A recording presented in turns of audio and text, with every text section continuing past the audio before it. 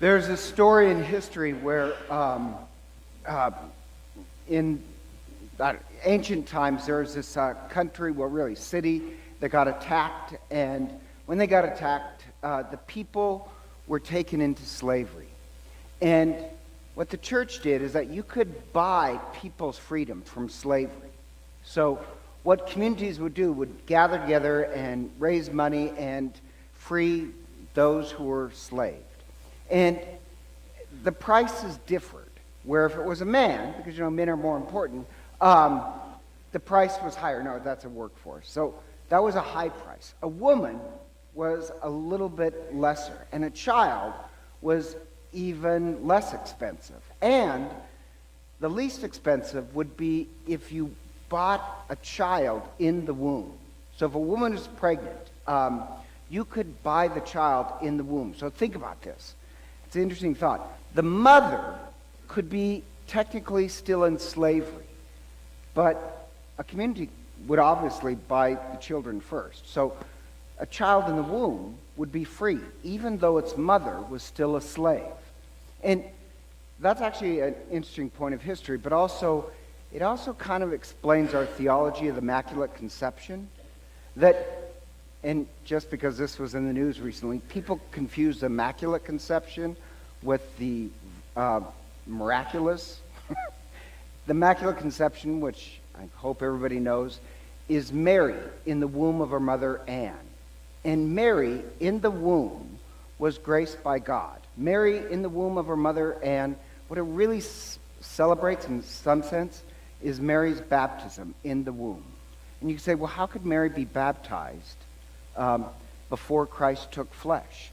Well, remember, Christ is God, and Christ can work outside of time. So the Immaculate Conception, it symbolizes, in one sense, her baptism in the womb of her mother Anne. So Mary was born completely free.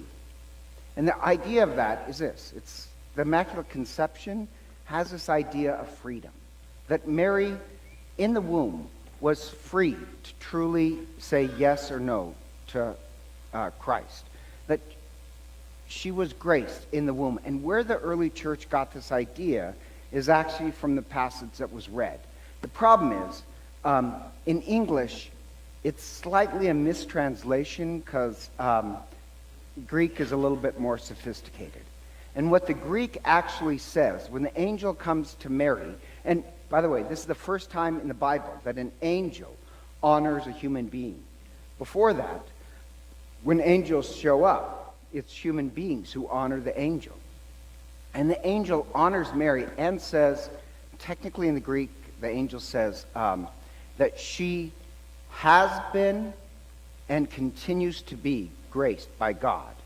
Now, when we say, Hail Mary, full of grace, that's actually kind of a mistranslation. When it says full, it means she was, she is, and continues to be. That's actually how it should be read, but that kind of ruins the poetic idea of full of grace. But the idea is that she was from the start graced by God. That's why Mary is puzzled by what the angel says. She's not puzzled about being asked to be the mother of Christ. She's puzzled at, what do you mean, I have been graced, I am graced, and I continue in the grace of God?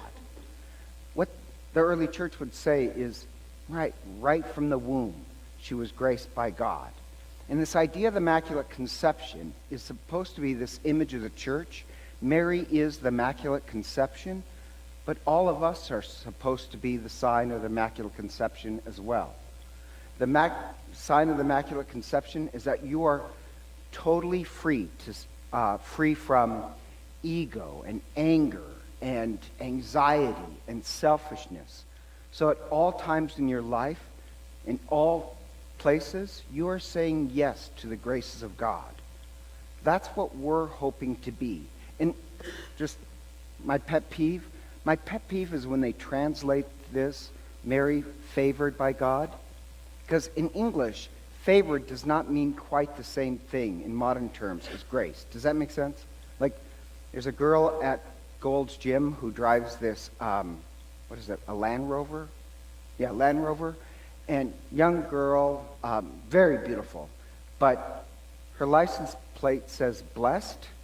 When it says blessed, you know she's interpreted that as better than the rest of us. And when you say the word favored, like I don't like that because that means, that I'm better than you. Or does that make sense? Grace implies idea of this closeness to God, and full of grace means that you're always saying yes to all the graces of God.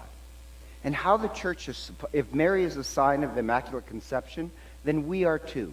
We're supposed to be the sign of the Immaculate Conception, where we are totally free to say yes to God. Our prayer this morning is, first of all, honoring Mary, but also a prayer for ourselves, that we work back to the innocence of the Immaculate Conception, so at all times in our lives, we can say yes to the graces of God. And so, together,